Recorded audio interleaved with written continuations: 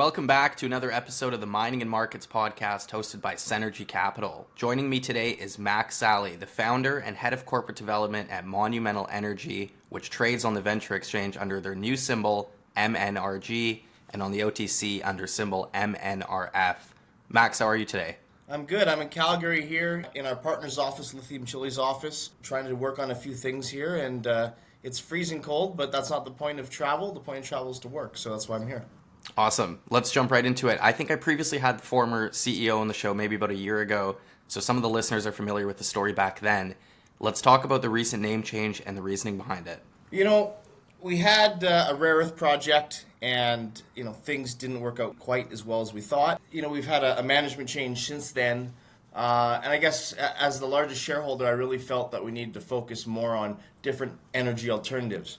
And so the reason for Monumental Minerals turning into Monumental Energy is because there was a lot of potential assets that we were looking to invest in or acquire, which we have since the name change. And I really think it adds to our focus that we're not just in lithium. I've always loved the lithium space. It's made me personally a lot of money. It's made a lot of people a lot of money. But obviously you have to divest and do other things at the same time. And with the capital we had, it made sense to go into other energy alternatives. And Monumental Energy just made sense, as my hat says. I'm the biggest supporter of my company, the biggest promoter. I love it. And it's a great way to expand the business.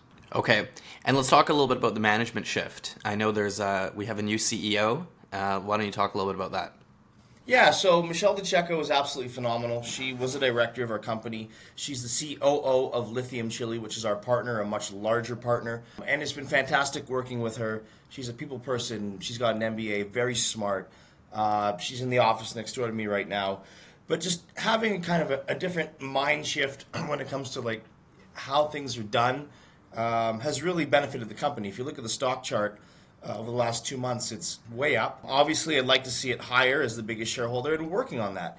And so, having someone that I can call up at any time, that is open to any idea, and is also very significantly a big part of Lithium Chile, our partner, makes things seem like more of a partnership. When you look at all of these junior companies that are kind of zombie companies, you have all these companies that are paying audit fees and audit bills and financial fees.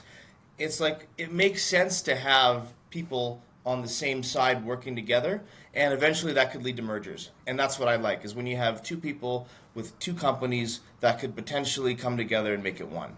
I agree. I'm a big fan of Lithium Chile, and I think that there could be some definitely good stuff that's worked out between you guys in the future. I want to discuss the recent investment that you guys made into New Zealand Energy. What made you guys decide to do that, as opposed to maybe picking up an oil and gas project yourself? So this was the reason we did the name change to Monumental Energy. So New Zealand Energy Corp, which nobody on this podcast would probably remember, was a publicly listed company. It's been a publicly listed company since 2011, I think. They did a 25-cent 40-cent private round dollar IPO. Stock went to $4. The last financing they did was $60 million bought deal at $3. Huge market cap. They used that money to buy half of this oil and gas facility, which they now own 50% of, and it's in great working order. And over the last, you could say, 12 years, the company kind of sat dormant. Oil prices came off in 2014. A few months ago, someone walked into my office and said, hey, we're looking at this New Zealand Energy Corp. It's been rolled back more times than Play-Doh. There was 2.3 million shares out, so tiny market cap.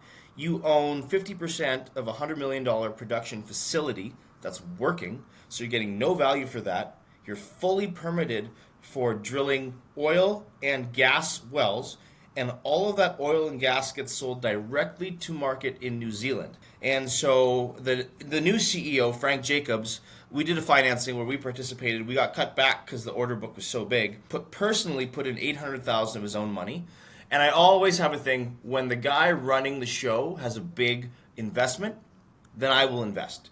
If the guy running the show tells you it's a good buy but doesn't put his own money in, that scares me. And he's an oil engineer. He's got a very good team behind him. And in the very near future, within, I would say, 2 months, they will be drilling a gas well, Tariki 5. And if everything goes to plan and it's as de-risked as you can get, that gas well will generate net to New Zealand 30 plus million, plus all of the oil workovers. So you go in there for a couple $100,000. and you get flush production, couple hundred barrels, that's huge revenue. And they are a dividend-driven company. So what New Zealand's Energy's plan is to then, when they produce, pay a dividend to their shareholders, i.e. Monumental, and we'll get a check for some of that production. So we made our money back. We have the upside of the stock.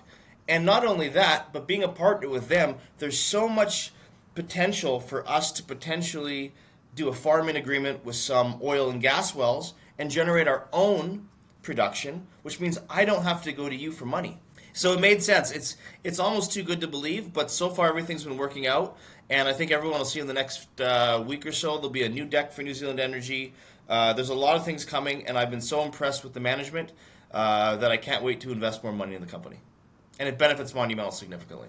I like the strategy. Is the company looking to seek out other near-term oil and gas producers or exploration companies as a possible investment, or is that it? So in order for us to do this investment, we had to get a waiver from the TSX because we're Tier 2. Technically, you need to be Tier 1 to be able to invest in another company. So we got that waiver. We will try and invest more if we can. Otherwise, I'll invest personally. But no, if you stretch yourself too far, it gets, where is your focus? We have some beautiful salars, and this capital that we will generate should allow us to be able to work on those salars. And I think that's enough. I mean, the New Zealand energy space is very small, but it's a big revenue generator, and it's so de-risked that trying to go into another oil and gas, exploration company, it's expensive. You have a ton of risk. You don't know where, how long it's going to take. And so I think having the lithium and New Zealand is absolutely perfect. It's a sweet spot for us. And I'm comfortable staying in that space. Okay. What's next for 2024? Well, there's a few things we're working on in the office here now that I can't tell you. But, the game plan is to obviously expand, build the company. As someone who's bought a ton of stock in the market, and anyone can go and look at my filings, this stock hit 70 cents 2 years ago when we had nothing. Obviously, we had to raise some money. But I think there's just a ton of potential. The fact that we're very close to working on our salars in Chile. We brought on a lady who's very lovely. She's a hydrologist based in Chile. She's in San Pedro right now. She's with the community right now. We're very close to being able to get a deal done to work on Laguna Blanca, our big salar. This salar is 1,230 milligrams grade. It's got a ton of cesium. It's a project that, I know lithium has come off significantly, and I know lithium stocks have come off even more. It doesn't take someone to know that lithium stocks are off 90%. And everyone did these big area plays in Quebec, around PMET, or in Nevada, and really the only big guy to come out of this was PMET, right? All these area plays don't work. And the reason I like Brine is Brine's always been the best and the biggest takeout. Since I founded a company called Advantage Lithium, that was bought by Orocobre at the bottom of a market, they're now Alchem, for $69 million in 2020.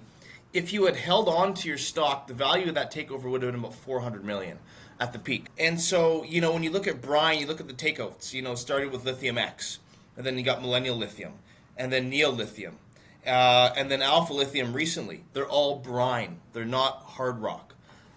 So from a Canadian's perspective, investing in Brine is the best. Yes, we've been delayed in advancing these salars because of community issues, but the grades are so high, they're so economical. There's nothing more economical that makes more money than a brine, and that's why we're sticking to the plan. So you mentioned the community. What are the jurisdictions like in Chile? So really your only, thing stopping you is community. Unlike certain countries, most countries, where you need permits, if the community says you can go and drill, you can drill. What you do is you submit a package with your drill program, the community approval, the locations of the drill targets to the government, and you go and drill. Very simple. We're getting very close on that. And, unlike mining, when it comes to brine, you can drill 3 or 4 holes because the salars are very homogeneous and get a massive resource. And being in Chile, you're easy to develop these because you're close to ports and everything, and it's such a stable jurisdiction. Chile is obviously the biggest producer of copper. Working in Chile so far has been fantastic. Dealing with the government, dealing with the people.